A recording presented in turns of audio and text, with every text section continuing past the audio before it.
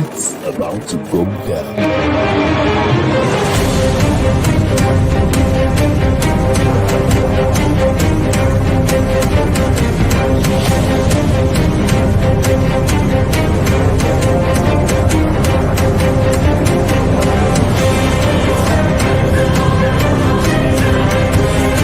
It's lovely pass, and here he turns cleverly. Can he find a finish? Oh, he can! Skilled by Joshua, and a return right hand. Good counter right. Bullen is hurt. Second right hand. That clipped him as well. Now he goes in for the kill. Well, Ricciardo is inching into the lead, and Ricciardo that win the Italian Grand Prix! Rekindle running the floor. Still leading the way with Canada in there too, with the Netherlands.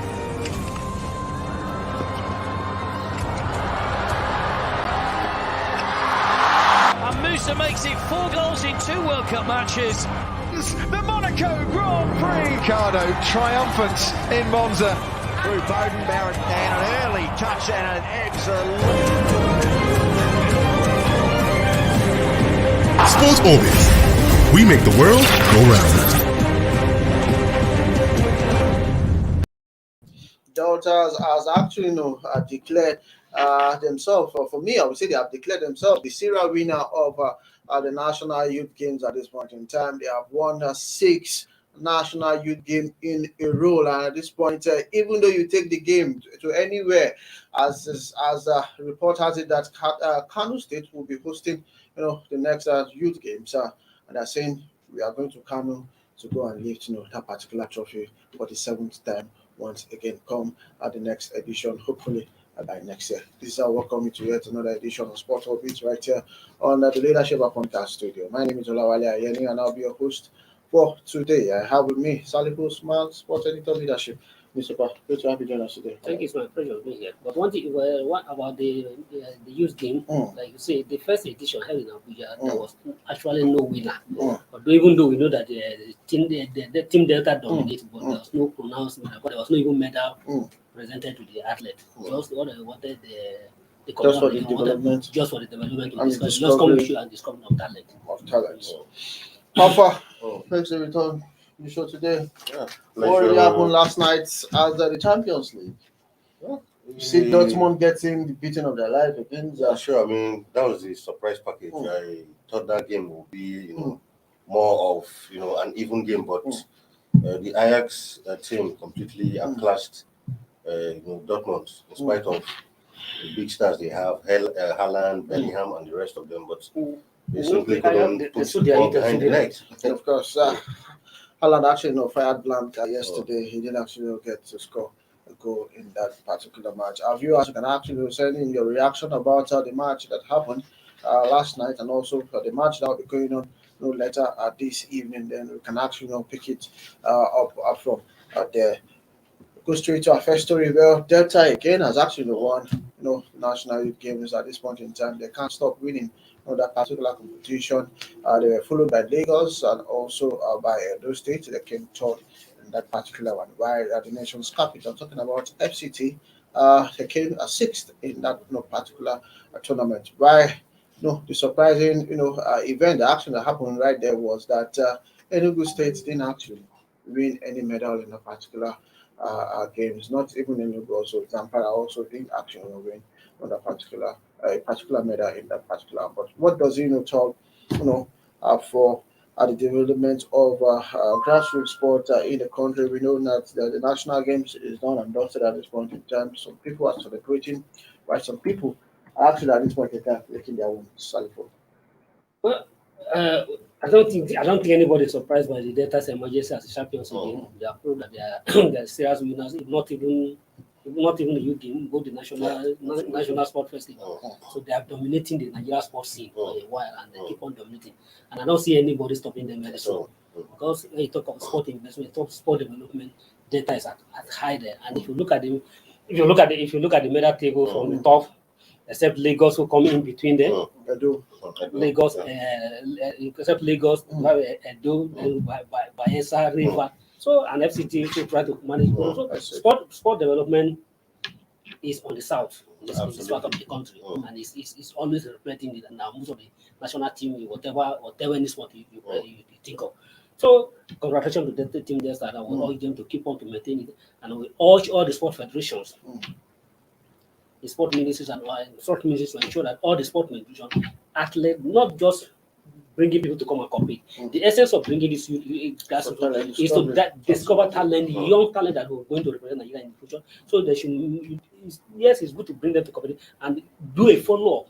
Monitors and to be a statistic that will monitor those athletes to ensure their development to the highest level. That is the ultimate goal. They will have a database. How far at this point in time, we know that Yobe, Enugu, and Zamfara State didn't actually win a medal, but we have seen young athletes coming up to showcase what they have made, and hopefully we should get the federation getting to pick some of all these athletes and getting to train them. But do you think we need there's a need for us to have a database for all these athletes, knowing their age, knowing their school at this point in time, so that we can able to document it, where they stay also, so that when the need arises, we don't need to be running helter-skelter or start looking for them. We already know that at this age, they are under 15. In the next 5 years, they should be under 20. In the next 10 years, under 25, and so there. But so, is there any need for us to have a database for all these athletes? Absolutely. I mean, in advanced countries, when you go for this kind of games, there's always a record of who perform and all of that, so that there will always be some kind of follow-up, so that you know that in another 2-3 years when games come up, you'll be able to know that, okay, this person who won so and so gold in this competition, where is he or she, how is he faring, education wise, career wise, and all of that. So it's important that all federations need to have this database. And like one thing to note was at the closing ceremony, the minister made an observation which I think it's important. He mentioned about the fact that yes, these are youth games, but that problem we've always had over and over again. You said something is for the youth, but you still find people who are clearly over age.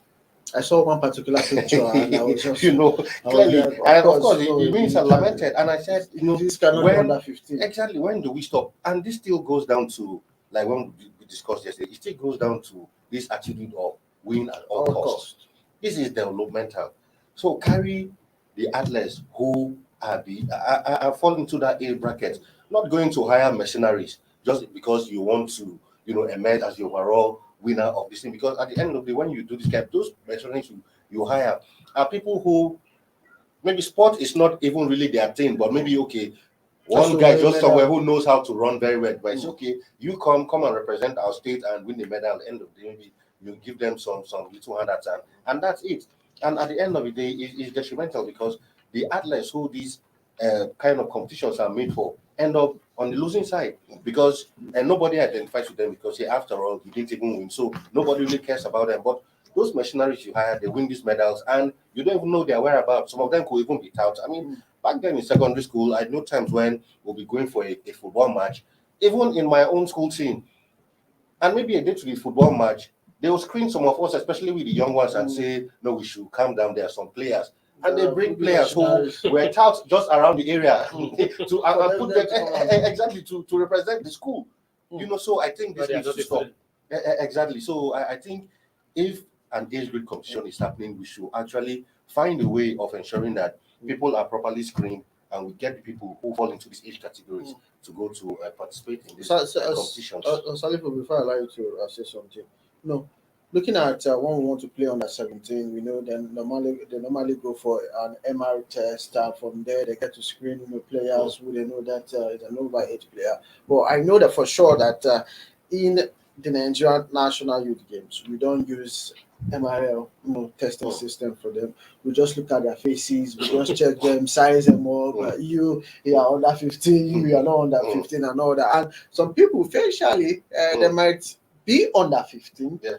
But their body structure is way older than under 50. So, is there any way that we can actually adopt the MRL system for them to actually get used to screen athletes going into the national youth games?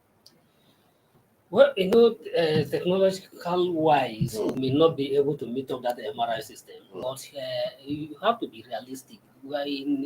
This is 21st century, even because of our attitude, sometimes we want to do shit at all costs. I strongly believe that a child born in the millennium years. Because the child that are born, most of the children who are competing now are born within the millennium years. Exactly. So any child born within the millennium should be at least should have a birth certificate. Not in the past when our grandfathers were born without a birth certificate. Any child within the year 2000 down to up to this level now should have a birth certificate. And if you are coming to a game, you should come along with your birth certificate. But in this kind of country, What affidavits might give you? That's another thing. Actually, you just go to birth certificate can Exactly. also So- be manufactured. Can we manufacture to choose the age you wanted to claim? That is So kind we of should actually that's the go kind of digital. country we find ourselves. And at the same time, one thing I strongly believe what is contributing to all this is the poverty level in this side of the world. Absolutely. The poverty level in this side of the world, and at the same time, most of those athletes.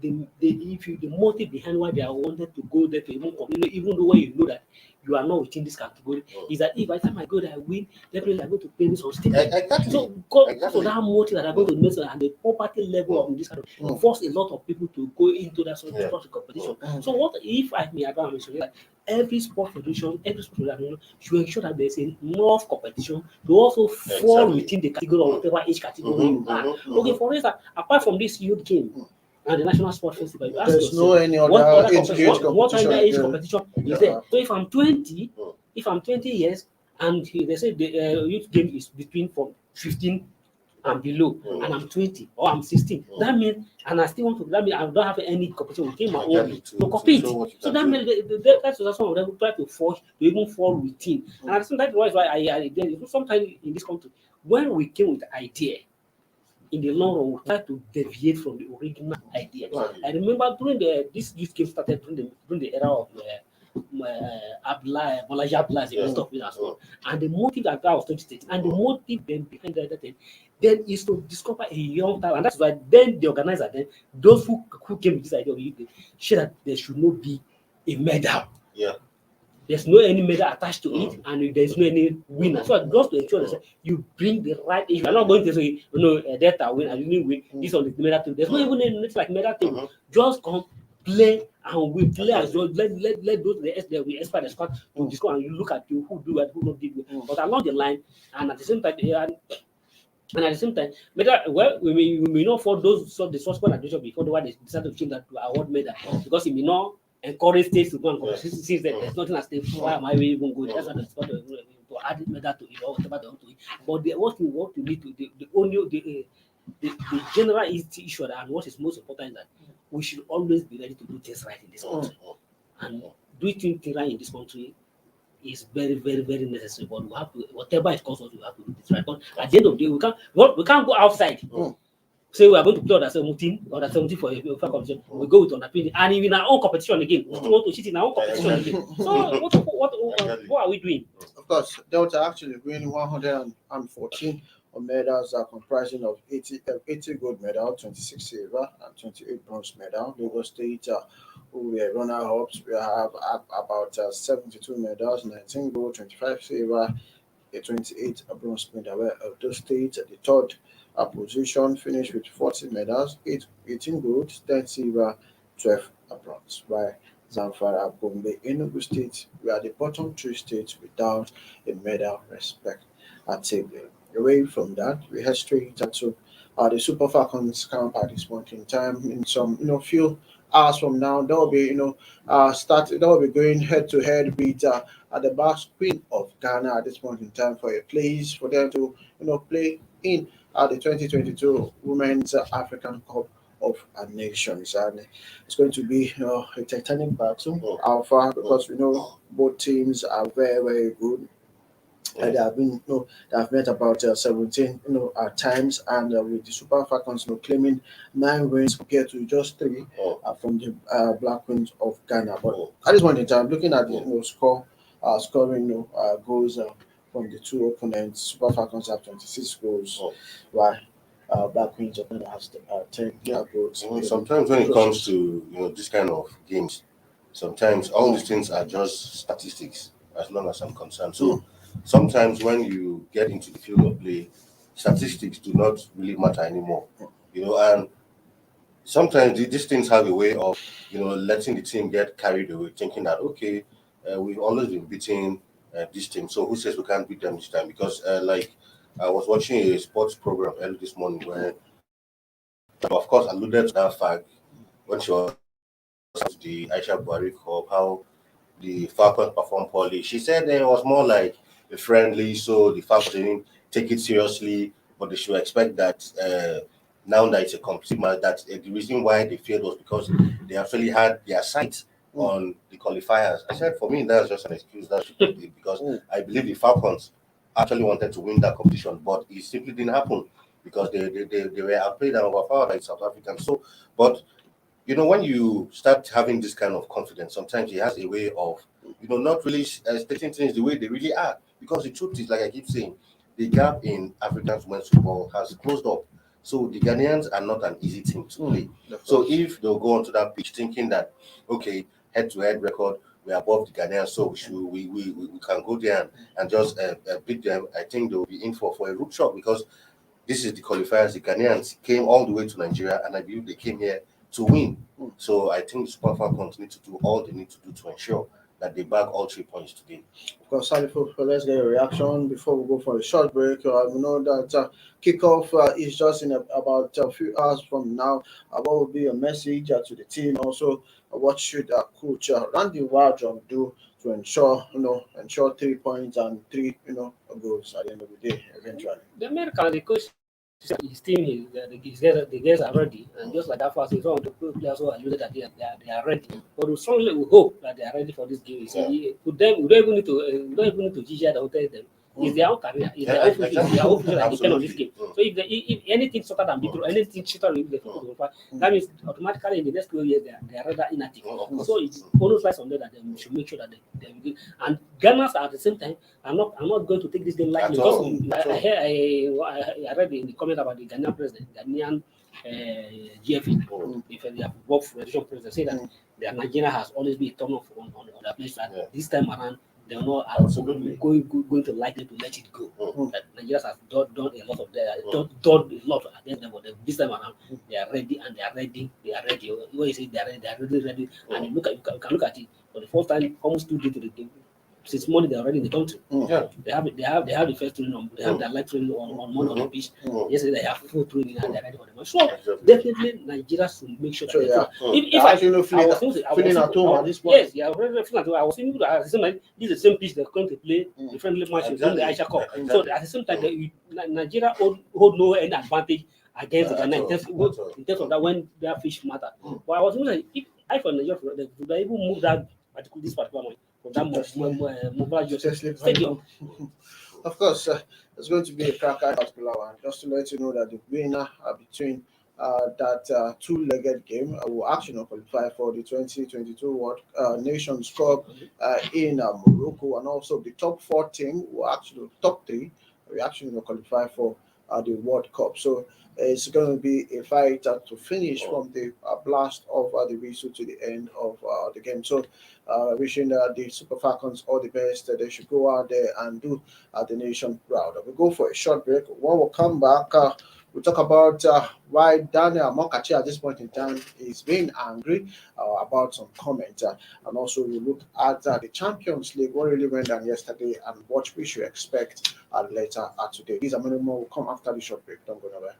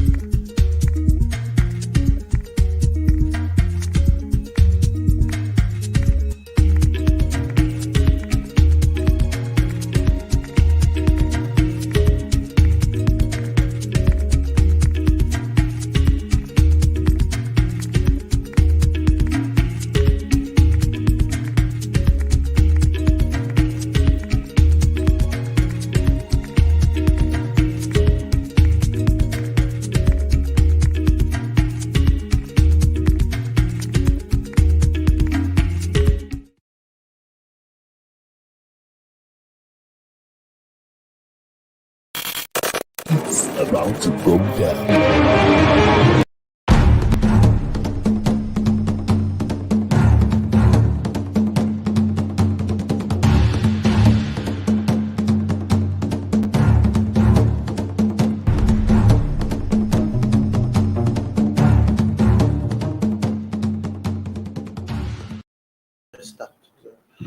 Okay, welcome from that short break. At this point in time, it's still Sports Orbit right here on the leadership of podcast studio.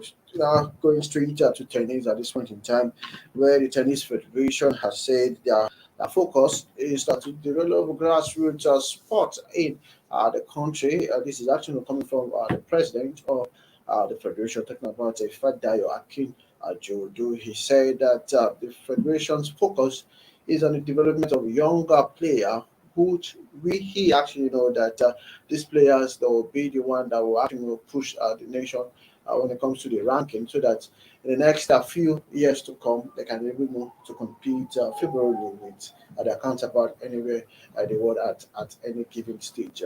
In the last Olympics, Nigeria didn't participate in the game of tennis, and we actually have the president, coming to the show and to explain the reason that we didn't make it due to the points we didn't actually gather over the years. So at this point, he said the focus now is to develop the younger generation, so that in the future we can have them getting to participate in the Olympics. Do you think that this is the best way to go? Yeah, the best way, on paper, from what you said, but almost every sports administrator all the time will tell you we are focusing on grassroots development. It seems like a recurring thing. That's what they all say. We focus on grassroots development. They get into office and all these competitions they say they are organized for age grades. You see that they spend 4 years in office and nothing happens.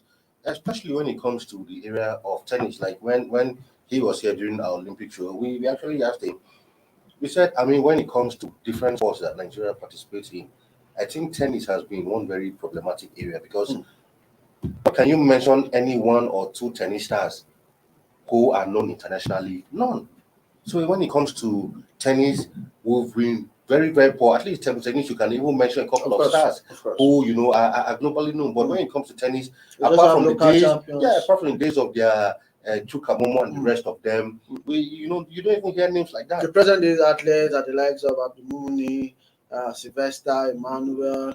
Yes, but these are that's local what champions. we're That's what I'm saying, that they are local exactly. champions. These people, even around Africa, you can't go to maybe Ghana and mention their name and people say, "Oh, I know this guy." So tennis has been a very problematic issue. I understand. One other thing is tennis is an individual sport. It's an individual sport. Apart from that, and it's not like football where you can just buy a pair of boots, even without boots, buy a ball and start playing.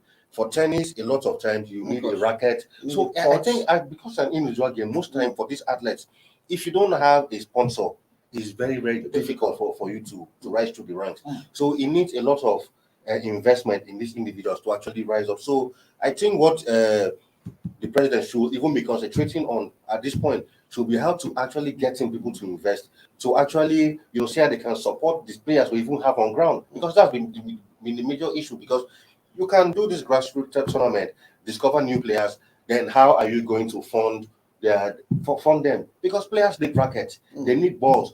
I remember back then there was this tennis club that if you're going to play tennis, you must come with your racket, you must come with your balls. Of course.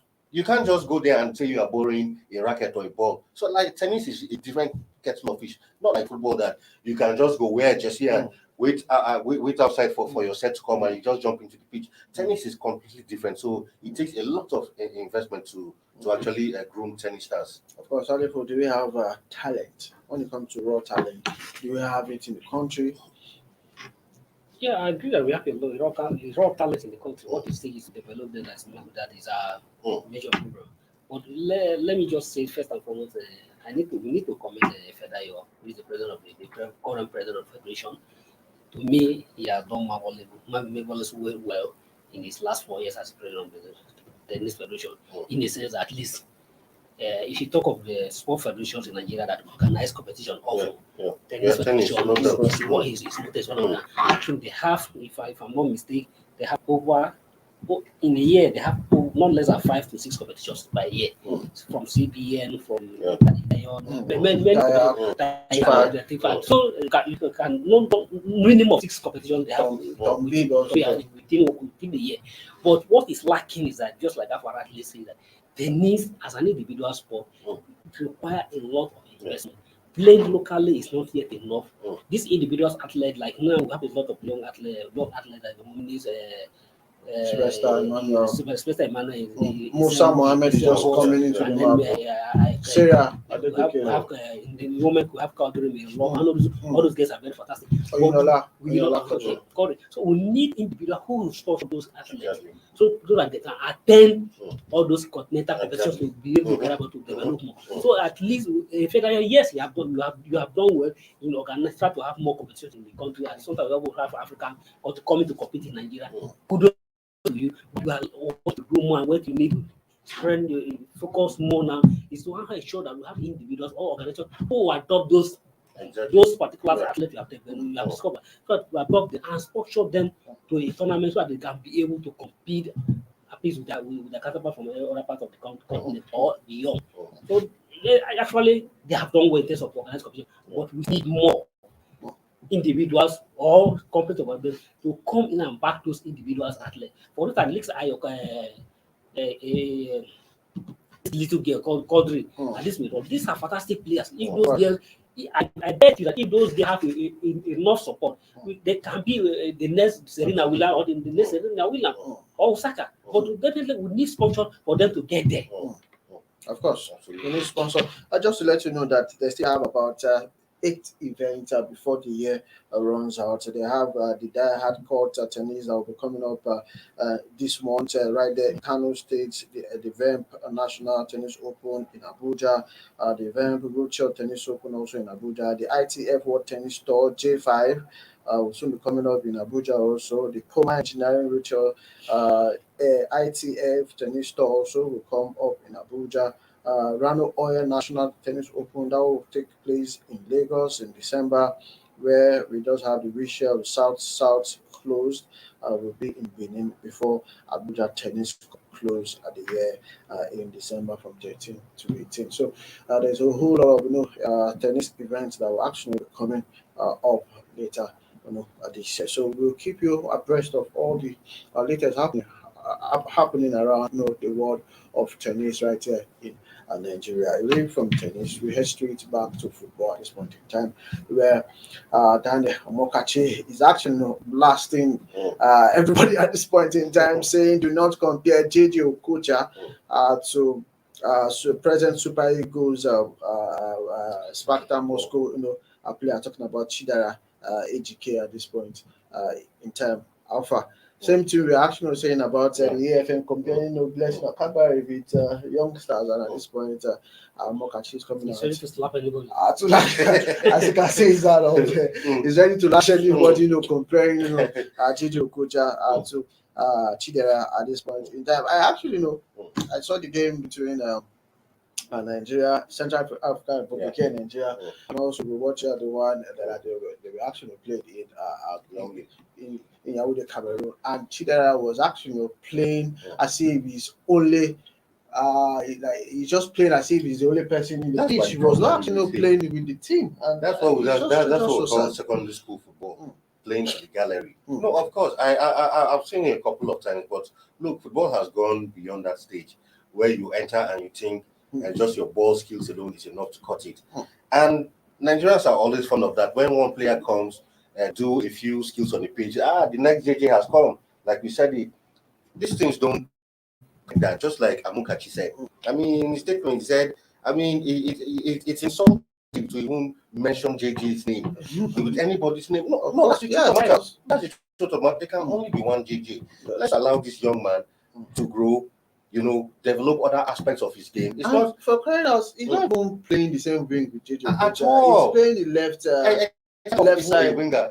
He's not actually a creative force who can, ginger a team to, or dictate the pace of a game. So the comparisons are not just, but Nigerians like the kind of football where someone just plays to the gallery, show a few leg walks, a few football skills that will say, we've got to the next. It takes far beyond that to get to the level of JJ. One man that has actually made just one assist for the Super Eagles. I've been playing 5 times for the national and even team. if you watch in that game, he even cost us some chances because there are some games, some balls that got chances, passed to Osimhen was to finish it off, and he was there, playing to the gallery.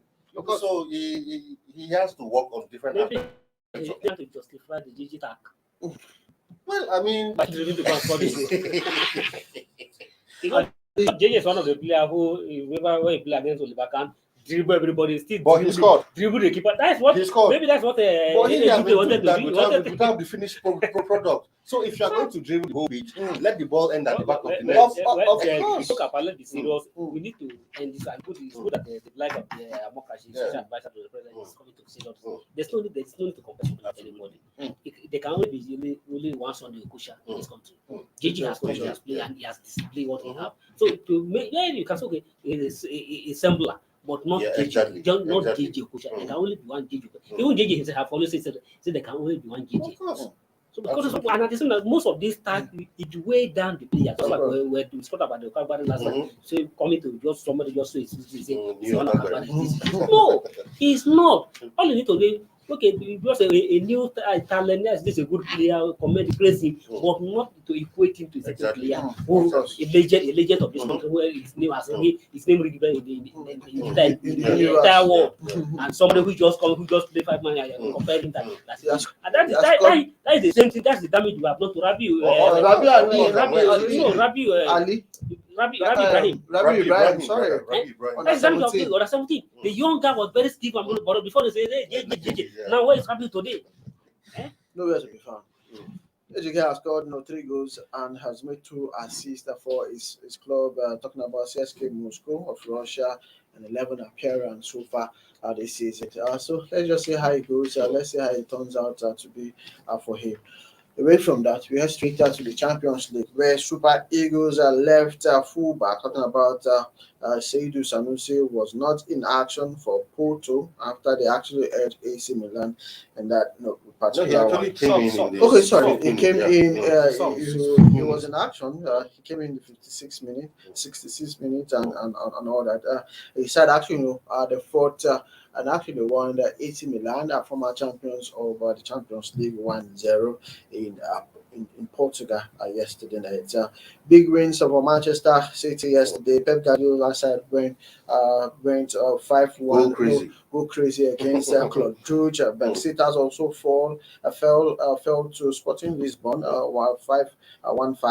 PSG actually they actually ran away with a 3-2 win right there in Paris. 2 goals from Messi at this point in time. As it is, he's getting his mojo back. He's getting to actually find the back of the net for PSG. Atletico Madrid actually lost at home to Liverpool. 3-2 in that particular one. Of course, Anthony Griezmann was showing the matching order after scoring a goal for his side. Porto, talked about it. Ajax actually was the club that was for me, they had the biggest win yesterday because they defeated Borussia Dortmund 4-0. Shakhtar Donetsk also lost at home to Real Madrid, former treble champions. Talking about Real Madrid 5-0 in that particular one. Inter Milan actually, the Sheriff guys didn't have any, maybe they actually no new Sheriff in town. Maybe they actually forgot their handcuff at home, and they didn't actually do justice. They were actually caged by Inter Milan 3-1. It ended yesterday. But quickly before we go, let's get a reaction on this match result that actually happened yesterday. Clearly, the Atletico Liverpool match was a star match, just like we had previewed here. Interesting game to watch. Liverpool had gone up, 2 goals before Atletico had to fight back and throw Griezmann to, grab the equalizer. But at the end of the day, he was eventually shown the red card, and playing with 10 men against a Liverpool side who always pressed very high. It was always going to be difficult, and of course, Salah eventually got to the winner from the penalty spot. Good one for Liverpool there, and of course, the Ajax Borussia Dortmund. I really didn't see that one coming. I thought it was going to be a match that would end maybe 1-1, 2-1, that kind of thing, or maybe Dortmund even going there to grab all 3 points. But in this case, he was surprised. And after the end of the Ajax coach even actually said that even while the game, yes, fine, his team won 4-0, but he still saw that there were aspects of his boys, they think he needed to improve on. This was a coach who just won 4-0. This is what you call against a the coach. Borussia Dortmund. Against a Borussia Dortmund. Not the hooligan of social. Exactly. This is what you call a coach. Who even leading 4-0 was still not satisfied. I was saying that if his team really needs to go all the way, to a high stage in the competition, they need to work on some mistakes he noticed during the match. That's after winning 4-0. Not on the other day when one man lost 4-2 against Leicester and was smiling to the press while he was being interviewed. Of course, there was a certain comment I read somewhere that the Liverpool game against Atletico Madrid, it all started with fireworks and it ended even without a handshake because at the end of the day, both teams could not actually embrace themselves due to what really happened right there. My producer, if you have the fixtures for today, can we please have it on the screen before we actually get to end this show at this point in time? Of course, no, it's going to be a cracker today. Hopefully, we see Manchester United getting to play the game today. Hopefully, this match should be a match that will be very, very, very, very. They'll use it to examine if it's a make or man match. If you only go to social, we actually get to stay on this job. But after quickly, tell us about the match that will actually go down today. Okay, I mean, United, Atalanta. Really, if you ask me, even as a United fan, I can't sit down here and confidently say United will, win that match, judging from how they've played in the recent past. But sometimes when a coach is under pressure, sometimes like this, they tend to rise up to the occasion.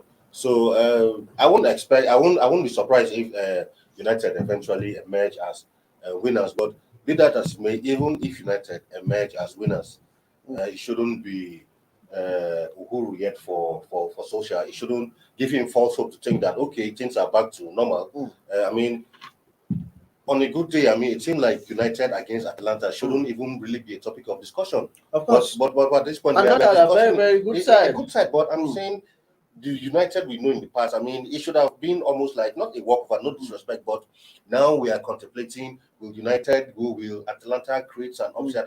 Anything can happen in that game because of the tactical capabilities of the certain man who is at the helm. Just to let you know, Barcelona will play Dynamo of Kiev later today. Salzburg against Wolfsburg, Benfica against Bayern Munich.